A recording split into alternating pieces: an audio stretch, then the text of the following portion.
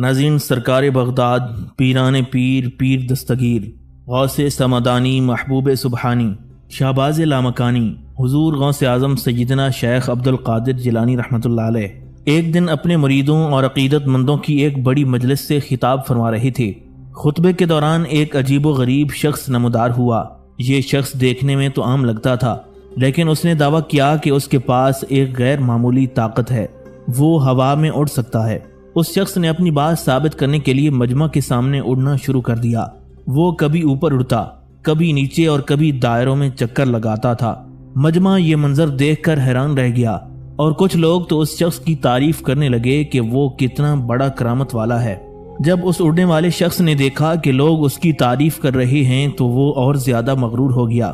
وہ سرکار غوث اعظم رحمۃ اللہ علیہ کے قریب آیا اور کہنے لگا، دیکھیں میرے پاس کتنی عظیم الشان طاقت ہے، میں ہوا میں اڑ سکتا ہوں، جو کہ ایک عام انسان کے لیے ممکن نہیں ہے۔ میں یقیناً آپ سے افضل ہوں۔ وہ یہ ثابت کرنے کی کوشش کر رہا تھا کہ وہ سب سے بڑا ولی ہے۔ حضور غوث پاک رحمۃ اللہ علیہ، جو کہ ولیوں کے سردار اور اعلیٰ روحانی بصیرت کے مالک تھے، اس شخص کی باتیں سن کر مسکرانے لگے، اور آپ نے نرمی سے جواب دیا، اے شخص، جو طاقت تجھے دی گئی ہے وہ یقیناً اللہ تعالیٰ کی طرف سے ایک نعمت ہے، لیکن تجھے اس پر فخر نہیں کرنا چاہیے۔ تجھے یہ بھولنا نہیں چاہیے کہ تمام طاقتوں کا مالک صرف اللہ رب العزت ہے۔ لیکن اڑنے والے شخص نے حضور غوث پاک رحمۃ اللہ علیہ کی بات کو نظر انداز کر دیا اور اپنی بڑائی کا دعویٰ جاری رکھا۔ اس نے کہا، نہیں، یہ میری اپنی طاقت ہے، میں نے اپنی محنت اور ریاضت سے یہ صلاحیت حاصل کی ہے۔ بے شک یہ اللہ نے مجھے دی ہے، مگر میں نے اس کے لیے بہت محنت کی ہے۔ سرکار بغداد حضور غوث اعظم سیدنا شیخ عبد القادر جیلانی رحمۃ اللہ علیہ نے ایک اور مرتبہ اسے سمجھانے کی کوشش کرتے ہوئے فرمایا، اے میرے بھائی، اگر اللہ تعالیٰ تجھ سے یہ طاقت واپس لے لے تو کیا ہوگا؟ تو کچھ بھی نہیں کر پائے گا۔ تجھے اللہ کا شکر ادا کرنا چاہیے کہ اس نے تجھے یہ نعمت عطا فرمائی ہے، اور تجھے اس کی رضا کے مطابق زندگی گزارنی چاہیے۔ لیکن وہ شخص اپنی غلط فہمی میں اتنا مگن تھا کہ اس نے شیخ کی کوئی بات نہ سنی۔ وہ اپنی اڑنے کی صلاحیت پر بہت زیادہ مغرور ہو چکا تھا۔ پھر اچانک ہی اسے محسوس ہونے لگا کہ اس کے جسم میں کچھ ہو رہا ہے۔ اسے کمزوری سی محسوس ہونے لگی۔ اسے یوں لگا جیسے اس کی طاقت اس سے چھینی جا رہی ہے۔ یہ احساس ایسا تھا جیسے کسی نے اس کے جسم سے اس کی روح کھینچ لی ہو، یا جیسے کوئی اس کی پسندیدہ چیز اس کی آنکھوں کے سامنے سے چھین لے۔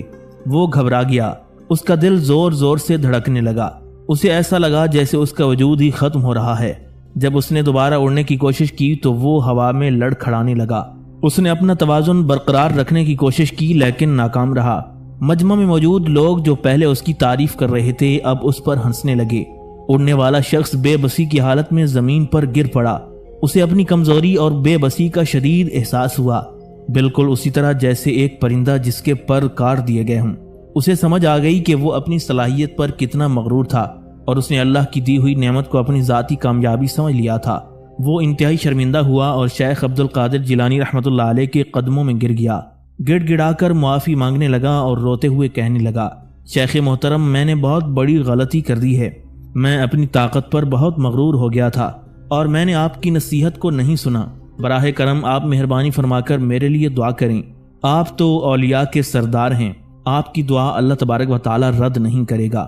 سرکار بغداد حضور غوث اعظم سیدنا شیخ عبد القادر جیلانی رحمۃ اللہ علیہ، جو ہمیشہ دوسروں کو معاف کرنے اور ان کی رہنمائی کے لیے تیار رہتے تھے، آپ نے اس شخص کو معاف کر دیا۔ آپ نے اس کے لیے اللہ تبارک و تعالیٰ کی بارگاہ میں دعا کی کہ اللہ رب العزت اسے معاف کر دے اور اپنی رحمت سے نوازے۔ کچھ دیر بعد اڑنے والے شخص کو اپنے جسم میں وہی طاقت، وہی حرارت دوبارہ محسوس ہوئی۔ جب اس نے دوبارہ اڑنے کی کوشش کی تو وہ فضا میں بلند ہو گیا، خوشی سے چلایا اور آسمان کی طرف اڑنے لگا، بالکل اسی طرح جیسے پہلے اڑتا تھا۔ پھر وہ فوراً نیچے آیا اور شیخ عبد القادر جیلانی رحمۃ اللہ علیہ کا شکر ادا کرتے ہوئے کہنے لگا، شیخ محترم، آپ نے مجھ پر بہت بڑا احسان کیا ہے، میں ہمیشہ آپ کا شکر گزار رہوں گا۔ وہ شیخ کے قدموں میں گر گیا اور ان کا مرید بن گیا۔ اس شخص نے حضور غوث پاک رحمۃ اللہ علیہ کی نصیحت کو دل سے قبول کیا، اپنی غلطی پر سچے دل سے توبہ کی، اور اپنی باقی زندگی عاجزی اور اللہ کی عبادت میں گزاری۔ پھر وہ سرکار بغداد کا ایک مخلص مرید بن گیا، اور دوسروں کو بھی یہی سبق سکھانے لگا کہ کبھی بھی اپنی صلاحیتوں پر غرور نہ کرو۔ ناظرین، ایک مرتبہ حضور غوث اعظم سیدنا شیخ عبد القادر جیلانی رحمۃ اللہ علیہ بغداد شریف سے عراق کے ایک علاقے میں نیکی کی دعوت کے لیے تشریف لے گئے۔ آپ کے کچھ مریدین بھی آپ کے ہمراہ تھے۔ وہ بستی لاکھوں افراد پر مشتمل تھی اور سب غیر مسلم یعنی عیسائی تھے۔ طبیعت کے لحاظ سے وہ ایک سخت قوم تھی اور کسی دوسرے مذہب کو ماننے کے لیے تیار نہیں تھی۔ سرکار بغداد حضور غوث پاک رحمۃ اللہ علیہ نے ان کے بڑے بڑے سرداروں کو اسلام کی دعوت دی، لیکن کوئی بھی اسلام قبول کرنے پر آمادہ نہ ہوا۔ اسی علاقے میں ایک لڑکی بھی رہتی تھی جس کا خاندان بہت بڑا تھا۔ خاندان کے سب افراد عیسائی تھے۔ سرکار بغداد حضور غوث پاک رحمۃ اللہ علیہ نے وہاں اسلام اور نیکی کی دعوت دی اور ان لوگوں کو سمجھایا، ہم مسلمانوں سے بغض نہ رکھو، ہمارے لیے اپنے دل میں حسد نہ رکھو، ہم ہرگز یہ نہیں چاہتے کہ کوئی تلوار کے زور پر ہمارے دین میں داخل ہو، ہمارا دین تو محبت کا درس دیتا ہے۔ ان عیسائیوں نے حضور غوث پاک رحمۃ اللہ علیہ کے مقام و مرتبے کو نہ پہچانا، لیکن اس عیسائی لڑکی نے جب آپ کے بارے میں سنا تو وہ آپ کی سچی عاشق بن گئی اور آپ کی بہت بڑی مریدہ بن گئی، لیکن ابھی تک اس کو حضور غوث پاک رحمۃ اللہ علیہ سے ملاقات کا موقع نہیں ملا تھا۔ اس کے دادا پردادا اپنے مذہب کے بہت پابند تھے اور وہ مسلمان کو پسند نہیں کرتے تھے، اسی وجہ سے وہ حضور غوث پاک رحمۃ اللہ علیہ کے سامنے نہیں جا سکتی تھی، لیکن اس کی محبت بہت پاکیزہ تھی۔ اس نے ابھی تک کلمہ نہیں پڑھا تھا، لیکن وہ چھپ کر سرکار بغداد کے بیانات سنا کرتی تھی اور دل ہی دل میں آپ کی انتہائی چاہنے والی اور عقیدت مند بن چکی تھی۔ وہ لڑکی اپنے عیسائی مذہب سے دور ہونے لگی تھی۔ جب سرکار بغداد اللہ رب العزت کی وحدانیت کے بارے میں بتاتے تو اس کے دل پر اثر ہوتا۔ اب اسے اس بات سے الجھن ہونے لگی کہ وہ نصرانی خاندان میں کیوں پیدا ہوئی۔ وہ اس بات کو ماننے لگی تھی کہ اللہ رب العزت کی ذات میں کسی کو شریک نہیں کرنا چاہیے، اللہ تعالیٰ ایک ہے، لیکن اپنے والد کی سختیوں کی وجہ سے وہ حضور غوث پاک رحمۃ اللہ علیہ کے دربار میں نہیں جا سکتی تھی، مگر دل ہی دل میں آپ کو اپنا پیر و مرشد ماننے لگی تھی۔ اس نے یہ بات بھی سن رکھی تھی کہ وہاں کے رہنے والے مسلمان سرکار بغداد کو دل سے مانتے ہیں اور جب کسی مشکل میں ہوتے ہیں تو آپ ان کی مدد کے لیے حاضر ہوتے ہیں، اور سرکار بغداد ان کے حق میں اللہ تبارک و تعالیٰ سے دعا مانگتے ہیں اور اللہ تعالیٰ ان کی دعا کو قبول فرماتا ہے۔ یہ بات سوچ کر وہ ڈرتے ڈرتے اپنے باپ کے پاس گئی اور کہنے لگی، اگر آپ برا نہ مانیں تو کیا میں مسلمانوں کی پیر شیخ عبد القادر جیلانی رحمۃ اللہ علیہ کو اپنی شادی میں بلا سکتی ہوں؟ میں چاہتی ہوں کہ وہ آ کر مجھے دعا دیں۔ اس لڑکی کا عیسائی باپ ناراض ہوا اور کہنے لگا، تم کیوں نہیں سمجھتی؟ وہ مسلمان ہیں اور سب کو اسلام کی دعوت دیتے ہیں، ان کی باتوں میں مت آنا۔ وہ جادوگر ہیں اور جو کوئی بھی ان سے ملتا ہے ان کا عاشق بن جاتا ہے۔ تم ان سے کہاں ملی تھیں؟ لڑکی نے جواب دیا، میں ان سے نہیں ملی، لیکن ان کے بارے میں بہت کچھ سن رکھا ہے۔ وہ یہاں اسلام پھیلانے کے لیے آئے ہیں، لیکن میں صرف یہ چاہتی ہوں کہ وہ میری شادی میں شرکت کریں اور ان کی برکت سے میری شادی انجام پذیر ہو۔ اس کے عیسائی باپ نے یہ بات سنی تو غصے سے آگ بگولا ہو گیا اور کہنے لگا، یہ تم کیسی باتیں کر رہی ہو؟ ہمارا مذہب کبھی نہیں بدل سکتا، وہ مسلمان ہیں اور تم ایک مسلمان کو اتنا چاہتی ہو۔ لڑکی نے کہا، یہ پاکیزہ محبت ہے، جس طرح ایک بزرگ سے محبت کی جاتی ہے، جیسے ایک بیٹی اپنے باپ سے محبت کرتی ہے۔ آپ میری محبت کو غلط نہ سمجھیں، میں چاہتی ہوں کہ میری شادی میں وہ بزرگ آئیں۔ یہ کہہ کر وہ رونے لگی تو باپ نے کہا، پہلے تم تیار ہو جاؤ، تمہارا دولہا آنے والا ہوگا۔ جس لڑکے سے اس کی شادی ہو رہی تھی وہ بھی ایک عیسائی لڑکا تھا۔ اس کی شادی اس کی مرضی سے ہو رہی تھی اور وہ بہت خوش تھی کیونکہ وہ اسے بہت پسند کرتی تھی، مگر وہ اداس تھی کہ حضور غوث پاک رحمۃ اللہ علیہ کا دیدار ہو پائے گا یا نہیں، کیا میں انہیں دیکھ سکوں گی یا نہیں۔ میں دل سے چاہتی ہوں کہ وہ میری شادی میں شامل ہو کر مجھے دعا دیں۔ ادھر اس کا دولہا اپنی بارات لے کر چلا۔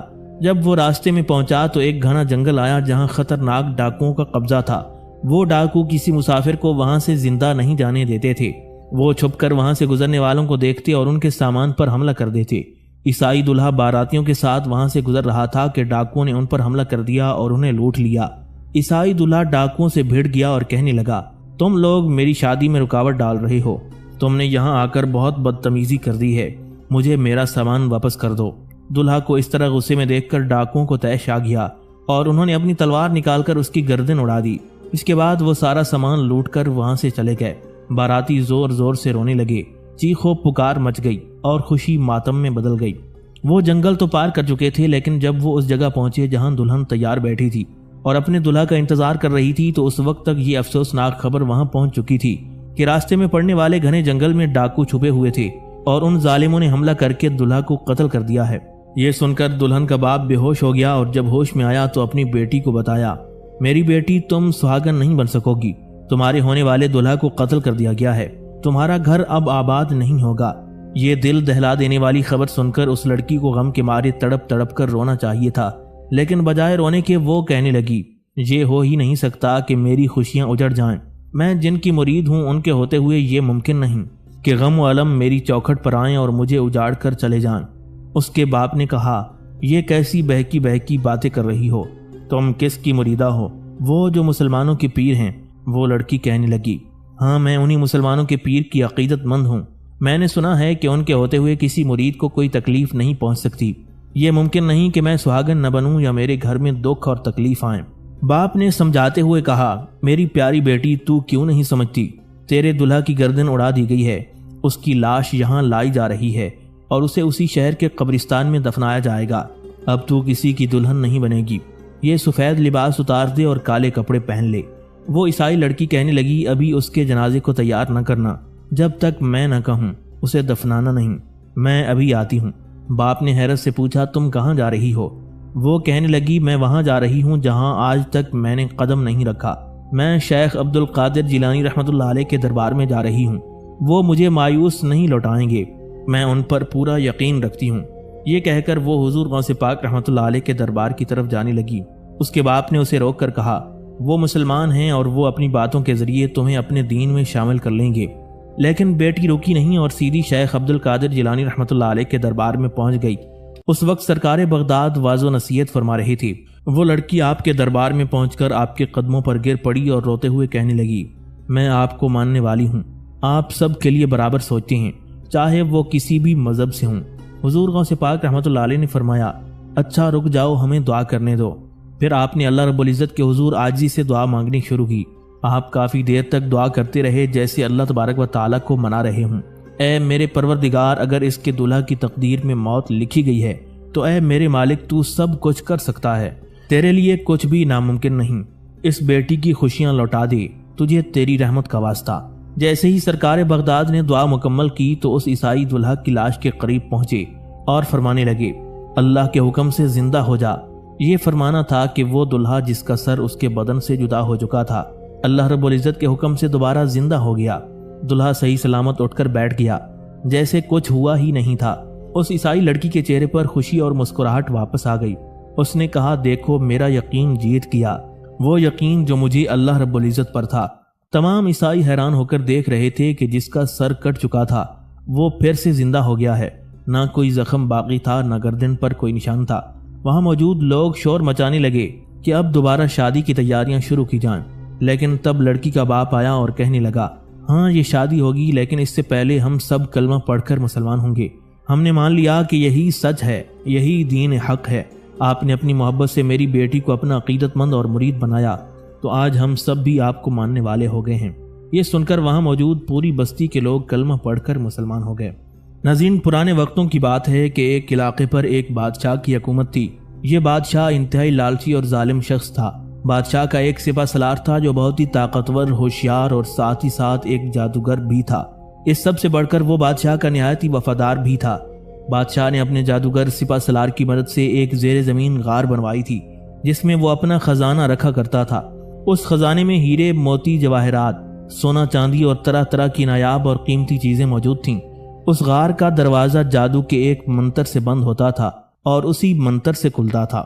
وہ بادشاہ اپنی رعایا پر ظلم و ستم کر کے اپنا خزانہ بھر چکا تھا۔ اس کے پاس بے تحاشا دولت جمع ہو چکی تھی۔ اس بادشاہ کے پاس ایک باغ بھی تھا جس میں نہایت میٹھے اور قیمتی انار لگتے تھے۔ یہ ایسا باغ تھا کہ پوری ریاست میں کسی اور کے پاس ایسا باغ نہیں تھا۔ حکیموں کے مطابق ان اناروں میں کئی بیماریوں کی شفا تھی۔ اگر کسی مریض کو ان اناروں کی ضرورت ہوتی تو بادشاہ انہیں مہنگے داموں بیچتا تاکہ غریب لوگ انہیں خریدنے کی طاقت نہ رکھ سکیں، اور یوں وہ بیچارے اپنی بیماری کے ساتھ ہی مر جاتے، کیونکہ حکیموں کے مطابق صرف انہی اناروں کا رس ہی علاج تھا۔ اس کے علاوہ بادشاہ ان اناروں کو دوسرے ملکوں میں بھی فروخت کرتا اور وہاں سے بھی اسے بڑی رقم حاصل ہوتی۔ لیکن اگر کوئی غریب شخص بھول کر بھی اس باغ سے انار کھا لیتا اور بادشاہ کو اس کی خبر مل جاتی تو وہ فوراً اس شخص کو موت کے گھاٹ اتار دیتا۔ بادشاہ کے ظلم و ستم کا خوف پورے علاقے میں پھیل چکا تھا اور یوں دن گزرتے رہے۔ لوگ اس ظالم بادشاہ کے ظلم و ستم کو خاموشی سے برداشت کر رہے تھے، لیکن ساتھ ہی ساتھ اللہ رب العزت سے دعا بھی کر رہے تھے کہ وہ انہیں اس جابر بادشاہ کی قید سے نجات عطا فرمائے۔ ایک دن اس علاقے میں حضور غوث اعظم سیدنا شیخ عبد القادر جیلانی رحمۃ اللہ علیہ کے ایک مرید کی آمد ہوئی۔ وہ رات گزارنے کے لیے علاقے کی مسجد میں ٹھہر گیا۔ جب رات کا اندھیرا چھا چکا تھا تو ایک شریف انسان نے اسے کافی دیر تک مسجد میں بیٹھے دیکھا تو قریب آیا اور پوچھنے لگا، بھائی خیریت تو ہے؟ تم کون ہو اور اتنی دیر سے مسجد میں کیوں بیٹھے ہو؟ سرکار بغداد حضور غوث پاک رحمۃ اللہ علیہ کے اس مرید نے جواب دیا، محترم میں ایک مسافر ہوں، بغداد سے آ رہا ہوں اور آج کی رات یہیں قیام کروں گا۔ یہ سن کر وہ شریف انسان اس مسافر کو اپنے ساتھ گھر لے گیا۔ اس نے مہمان کی خوب خاطر مدارت کی، اسے کھانے کے لیے کھانا دیا اور رات گزارنے کے لیے جگہ بھی فراہم کی۔ کھانے کے بعد سرکار بغداد کے اس مرید نے اپنے میزبان سے کہا، میں نے سنا ہے کہ تمہارے علاقے کے انار بہت مشہور ہیں، کیا تم مجھے انار کھلا سکتے ہو؟ میزبان نے کہا، آپ بالکل ٹھیک فرما رہے ہیں، مگر وہ انار آپ کو کسی بھی قیمت پر نہیں مل سکتے۔ یہ سن کر مسافر حیران رہ گیا اور سوچنے لگا، آخر ان اناروں میں ایسا کیا خاص ہے کہ وہ کسی بھی قیمت پر نہیں مل سکتے؟ مسافر کو پریشان دیکھ کر میزبان نے آخر کار پوری کہانی سنا دی کہ وہ انار ایک ظالم اور جابر بادشاہ کی ملکیت ہیں۔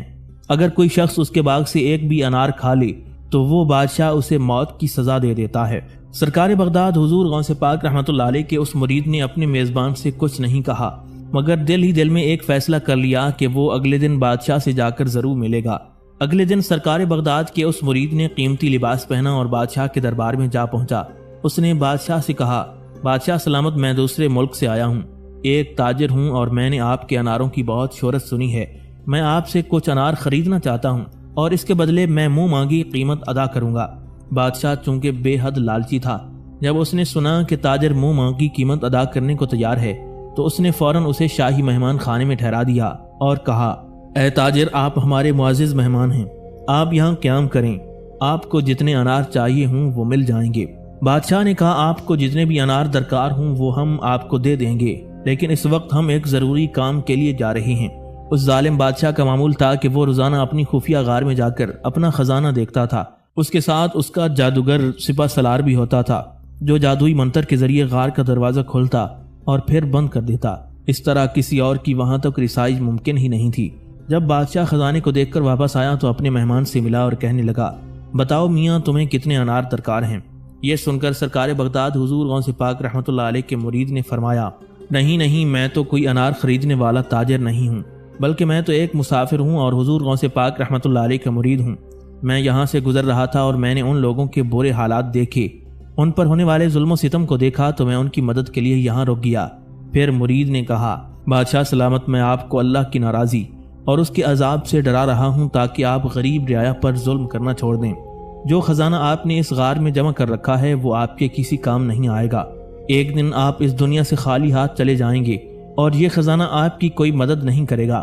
جب بادشاہ نے یہ بات سنی تو وہ غصے سے آگ بگولا ہو گیا اور اپنے سالار کو حکم دیا، اس گستاخ مسافر کو اٹھا کر جنگل میں پھینک دو تاکہ جنگلی جانور اور درندے اسے کھا جائیں۔ جادوگر سپہ سالار نے حضور غوث پاک رحمۃ اللہ علیہ کے مرید پر جادو کا اثر ڈال کر اسے بے ہوش کر دیا اور ایک خوفناک جنگل کے بیچوں بیچ پھینکوا دیا۔ تھوڑی دیر بعد جب مرید کو ہوش آیا تو اس مشکل گھڑی میں اسے اپنے پیر و مرشد حضرت غوث پاک رحمۃ اللہ علیہ کی شدت سے یاد آنے لگی۔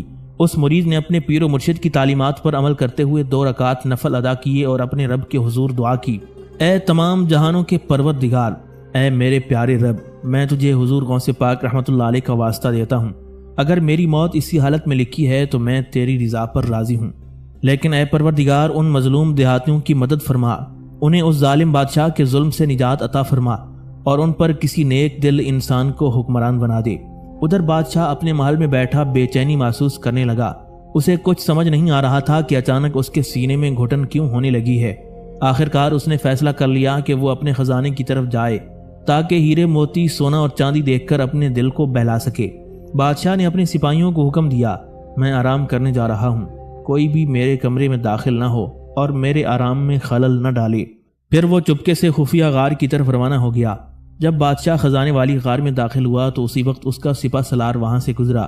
اس نے دیکھا کہ غار کا دروازہ کھلا ہوا ہے تو وہ حیران رہ گیا اور سوچنے لگا، شاید کل رات جب میں خزانے کو دیکھنے آیا تھا تب میں نے دروازہ کھلا چھوڑ دیا ہوگا۔ یہ سن کر اس نے جادوئی منتر پڑھا اور غار کا دروازہ بند کر دیا۔ یوں بادشاہ خزانے والی غار میں قید ہو کر رہ گیا اور سپہ سالار محل واپس پہنچ چکا تھا۔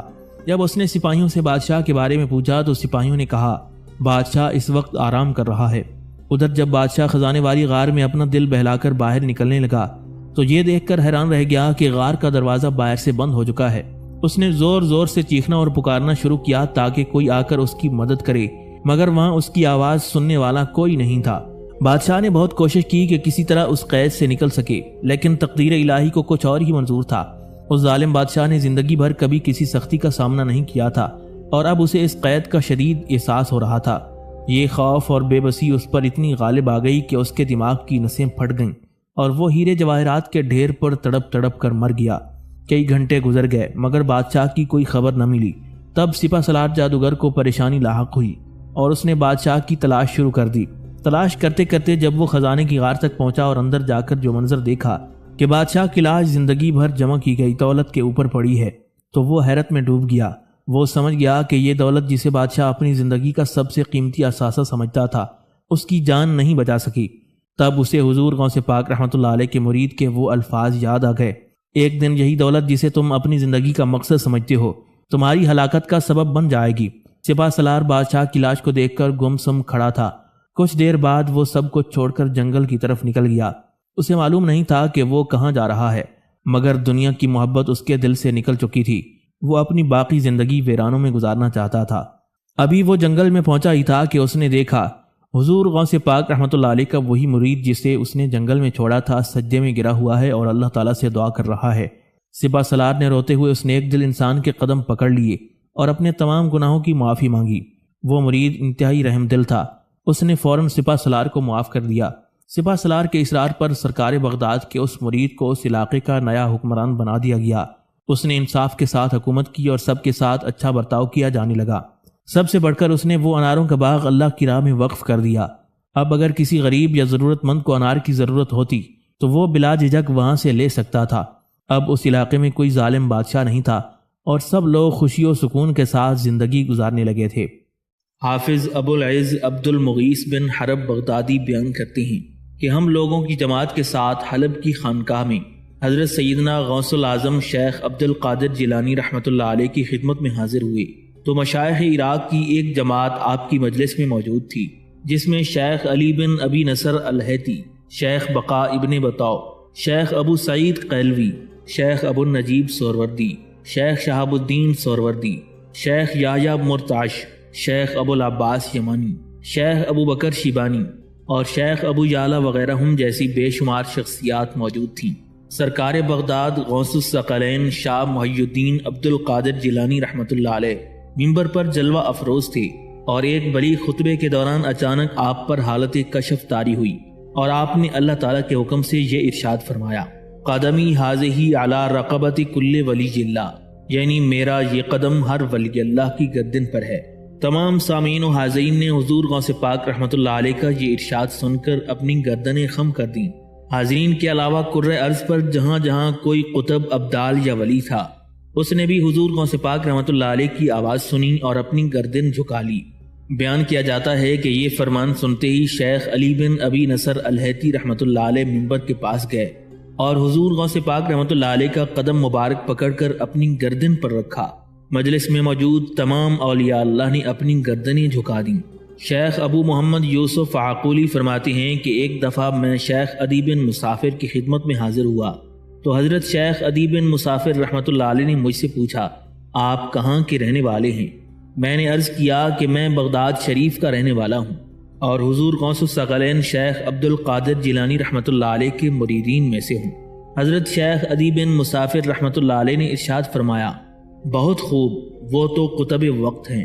جبکہ انہوں نے قدمی حاذہ علی رقبۃ کل ولی اللہ فرمایا تو اس وقت 300 اولیاء اللہ اور 700 رجال غیب نے، جن میں سے بعض زمین پر بیٹھنے والے اور بعض ہوا میں اڑنے والے تھے، انہوں نے اپنی گردنیں جھکا دیں۔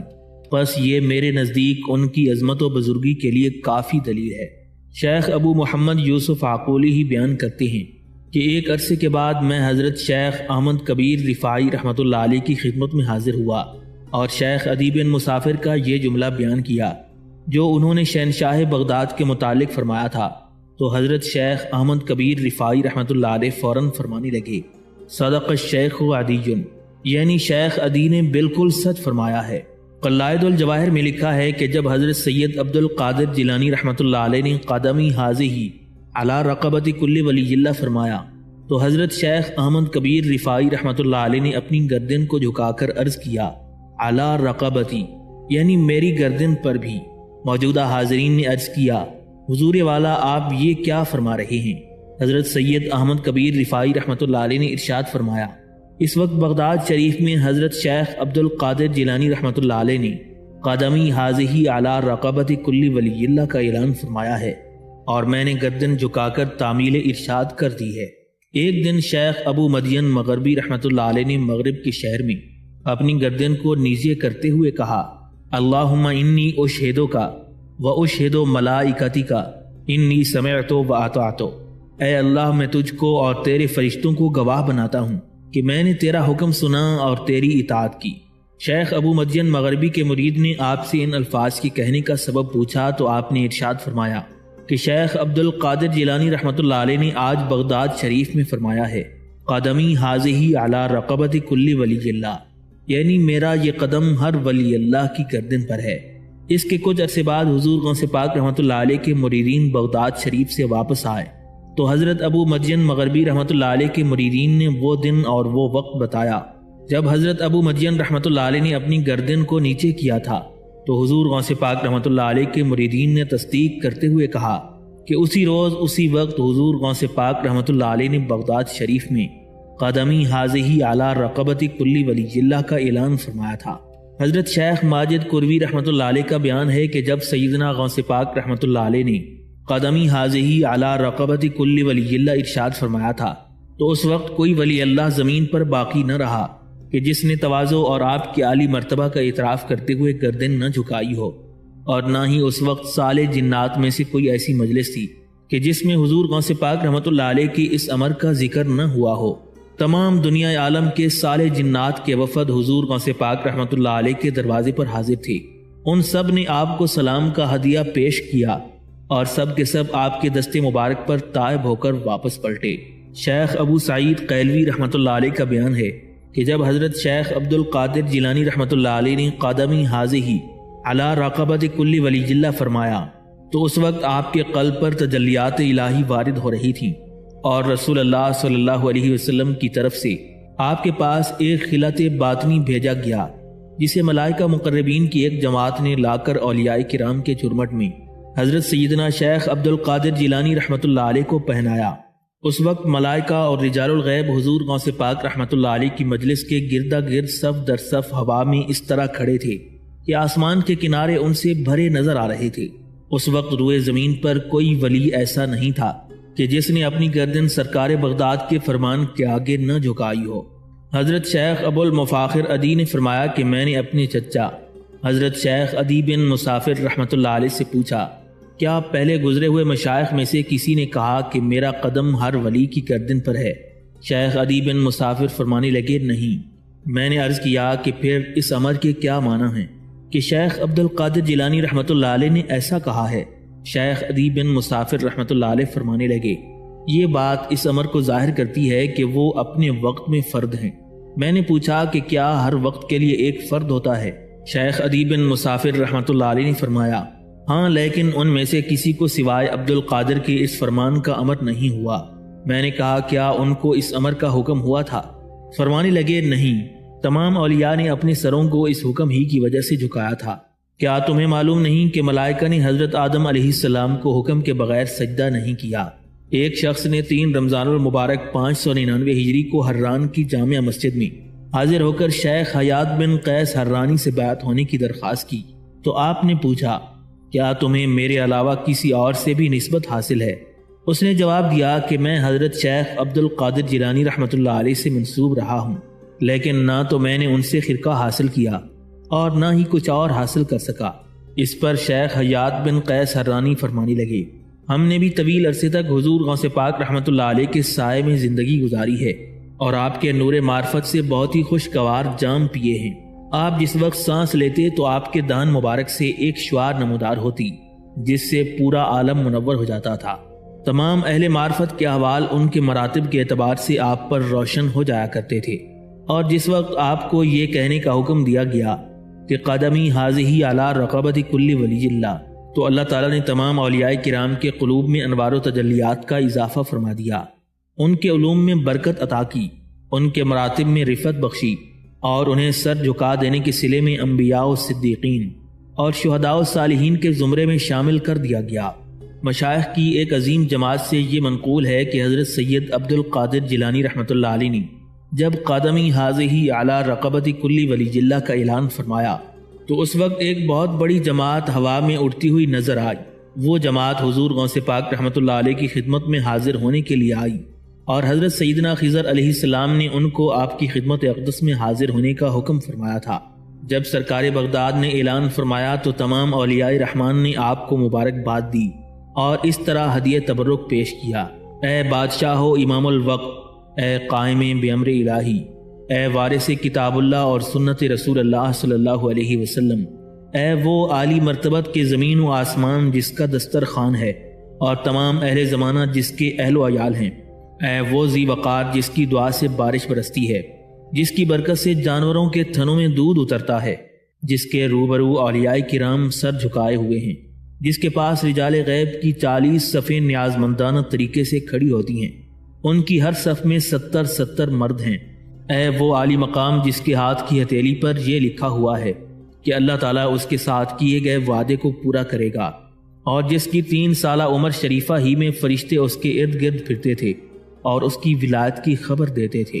شیخ لؤلؤ ارمنی بیان کرتے ہیں کہ جس وقت ابو الخیر عطا مصری کے قلب میں میرے متعلق یہ خیال پیدا ہوا کہ مجھے کسی سے وابستہ ہونا چاہیے، تو میں نے شیخ عطا کو بتایا کہ میرے شیخ تو عبد القادر جیلانی رحمۃ اللہ علیہ ہیں، اور انہوں نے جب یہ فرمایا تھا کہ قدمی حاضی علی رقبت کل ولی اللہ، تو روئے زمین کے 313 اولیاء اللہ نے سر خم کر دیے تھے، جس میں 17 حرمین شریفین میں تھے، 60 عراق میں، 40 عجم میں، 30 شام میں، 20 مصر میں اور 27 مغرب میں، 11 حبشہ میں اور 11 وادی یاجوج ماجوج میں، 7 سرندیب میں، 47 اولیاء کرام کوہ قاف میں اور 24 بحر محیط میں۔ ان کے علاوہ اور بھی بہت سے مشائخ نے بتایا ہے کہ شیخ عبد القادر جیلانی رحمۃ اللہ علیہ نے یہ جملہ اللہ کے حکم سے کہا تھا، اور ان کو یہ اجازت دی گئی تھی کہ جو ولی اللہ بھی اس سے منکر ہوا اس کو معزول کر دیا جائے۔ اس وقت مشرق و مغرب کے تمام اولیاء کرام نے گردنیں جھکا دی تھیں۔ ان کے علاوہ اس وقت بہت سے مشائخ نے یہ بھی فرمایا تھا کہ اس شخص کو خوبی حاصل ہوئی جو پاکیزگی کے دریاؤں میں سیراب ہوا، جو بساط معرفت پر بیٹھا، جس نے عظمت ربوبیت اور جلال وحدانیت کا مشاہدہ کیا، جس نے مقام کبریائی میں طور کو بھی گم کر دیا، جو درجہ بدرجہ منازل طے کرتا ہوا مقام قرار کی رفعتوں تک پہنچا، جس کے لیے روح ازلی کی ہوائیں چلائی گئیں، جس نے امتثال امر کے ذریعے انوار کے چشموں سے گفتگو کی، جس کو اسرار باطنی کے توسل سے مقام حضوری حاصل ہوا، جس نے حیا پر قائم رہ کر خود کو عالم ماویت میں غرق کر دیا، جس کے ذریعے ادب کے چشمے پھوٹے، جس نے گفتگو میں انکساری سے کام لیا، جو مقرب بارگاہ الہی ہوا اور جس سے اعزاز کے ساتھ خطاب کیا گیا، اس پر اللہ تعالیٰ کی جانب سے تحیت و سلام ہو۔ شیخ مکارم حضور غوث پاک رحمۃ اللہ علیہ کے اس اعلان کے بارے میں فرماتے ہیں: خدا شاہد ہے جس وقت حضرت شیخ عبد القادر جیلانی رحمۃ اللہ علیہ نے یہ کلمات ادا کیے، یعنی قدمی حاضی علی رقبت کل ولی اللہ، میرا یہ قدم تمام اولیاء اللہ کی گردن پر ہے، تو اس وقت اطراف عالم میں قریب یا بعید کوئی ایسا ولی نہیں تھا جس نے قطبیت کے پرچم کا مشاہدہ نہ کیا ہو جو حضرت شیخ عبد القادر جیلانی رحمۃ اللہ علیہ کے ہاتھ میں تھا، یا اس تاج غوثیت کا معائنہ نہ کیا ہو جو آپ کے سر مبارک کو زینت بخش رہا تھا، یا اس خلت فاخرہ کو نہ دیکھا ہو جو آپ زیب تن کیے ہوئے تھے اور جو کہ تصرف تامہ کے ساتھ بارگاہ الہی سے آپ کو عطا ہوا تھا۔ اس خلت کی برکت سے آپ کو یہ اختیار کلی دے دیا گیا تھا کہ آپ اپنے دور کے جس ولی کو چاہیں معزول کر سکتی ہیں اور جسے چاہیں ولایت کے درجے تک فائز کر سکتی ہیں۔ حضور غوث پاک رحمۃ اللہ علیہ کو شریعت و طریقت سے اس طرح سرفراز کر دیا گیا کہ جب آپ نے یہ جملہ فرمایا میرا قدم ہر ولی کی گردن پر ہے، تو اسی وقت روئے زمین کے تمام اولیاء کرام نے اپنا سر خم کر دیا اور اپنے قلوب کو آپ کا مطیع بنا دیا، حتیٰ کہ ان میں 10 افراد تو ابدال وقت تھے اور باقی تمام آیان و سلاطین طریقت تھے۔ شیخ خلیفہ اکبر رحمۃ اللہ علیہ نے سرور کائنات فخر موجودات باعث تخلیق کائنات تاجدار مدینہ حضرت محمد مصطفیٰ صلی اللہ علیہ وآلہ وسلم کو خواب میں دیکھا اور عرض کیا کہ حضرت شیخ عبد القادر جیلانی رحمۃ اللہ علیہ نے قدمی حاضی علی رقبت کل ولی اللہ کا اعلان فرمایا ہے، تو سرکار دو عالم صلی اللہ تعالی علیہ وآلہ وسلم نے ارشاد فرمایا صدق الشیخ عبد القادری فکیف لا وہو القطب وانا ارعاہ، شیخ عبد القادر نے سچ کہا ہے اور وہ کیوں نہ کہتے جبکہ وہ قطب زمانہ اور میرے زیر نگرانی ہیں۔ حضور غوث پاک رحمۃ اللہ علیہ کی زبان مبارک سے میرا یہ قدم ہر ولی کی گردن پر کے الفاظ کا صادر ہونا سبھی تسلیم کرتے ہیں اور کسی کو اس سے انکار نہیں، البتہ ان الفاظ کے مفہوم اور معنی کے متعلق اختلاف ہے۔ بعض لوگ حضور غوث پاک رحمۃ اللہ علیہ کے اس قول کے تحت اولیاء حاضر یعنی سرکار بغداد رحمۃ اللہ علیہ کے زمانے کے تمام اولیاء حاضر و غائب کے علاوہ اولیاء مقتدمین و متاخرین کو بھی لاتے ہیں۔ اس کے برعکس دوسرے لوگوں کا خیال ہے کہ آپ کا یہ فرمان صرف اولیاء وقت کے ساتھ مخصوص تھا، کیونکہ اولیاء مقتدمین میں صحابہ کرام، تابعین اور تبع تابعین بھی شامل ہیں جن کی فضیلت اور برتری مسلم ہے، اور حضور غوث پاک رحمۃ اللہ علیہ بھی تسلیم فرماتے ہیں، اور اولیاء متاخرین میں حضرت امام مہدی علیہ السلام ہیں۔ حضرت مجدد الفسانی رحمۃ اللہ علیہ نے اسی خیال سے اتفاق کیا ہے۔ آپ ایک مکتوب میں تحریر فرماتے ہیں کہ جاننا چاہیے کہ یہ حکم اس وقت کے اولیاء کے ساتھ مخصوص ہے، پہلے اور بعد میں آنے والے اولیاء اس حکم سے خارج ہیں۔ تفریح الخاطر فی مناقب شیخ عبد القادر میں ابن محی الدین اربلی نے منازل الاولیاء فی فضائل اصفیاء کے حوالے سے لکھا ہے کہ حضور سید عالم صلی اللہ علیہ وسلم نے حضرت عمر فاروق اور حضرت سیدنا علی رضی اللہ تعالیٰ عنہ کو حضرت خواجہ اویس قرنی رضی اللہ تعالیٰ عنہ کے پاس جانے کی وصیت فرمائی اور فرمایا کہ اویس قرنی کو میرا سلام اور میری قمیص پہنچا کر کہنا کہ وہ میری امت کی بخشش کی دعا کریں۔ چنانچہ جب یہ حضرات گئے اور حضور نبی علیہ الصلوۃ والسلام کا فرمان سنایا تو حضرت اویس قرنی رضی اللہ تعالیٰ عنہ نے سجدے میں جا کر امت محمدی صلی اللہ علیہ وسلم کی بخشش کی دعا مانگی۔ ندا آئی اپنا سر اٹھا لے، کیونکہ میں نے تیری شفاعت سے نصف امت کو بخش دیا اور بقیہ نصف امت کو اپنے محبوب غوث اعظم کی شفاعت سے بخشوں گا جو تیرے بعد پیدا ہوگا۔ حضرت اویس قرنی رضی اللہ تعالیٰ عنہ نے عرض کیا، اے پروردگار عالم، تیرا وہ محبوب کون ہے اور کہاں ہے تاکہ میں اس کی زیارت کر سکوں؟ ندا آئی کہ وہ مقعد صدق عند ملیک مقتدر اور ثم دنا فتد اللہ فکان قاب قوسین او ادنا کے مقام پر ہے۔ وہ میرا محبوب ہے اور میرے محبوب کا بھی محبوب ہے۔ وہ قیامت تک اہل زمین کے لیے حجت ہوگا اور سوائے صحابہ اور ائمہ کے تمام اولین و آخرین اولیاء کی گردنوں پر اس کا قدم مبارک ہوگا۔ جو اسے قبول کر لے گا میں اس کو دوست رکھوں گا۔ حضرت اویس قرنی رضی اللہ تعالیٰ عنہ نے گردن جھکائی اور کہا کہ میں بھی اسے قبول کرتا ہوں۔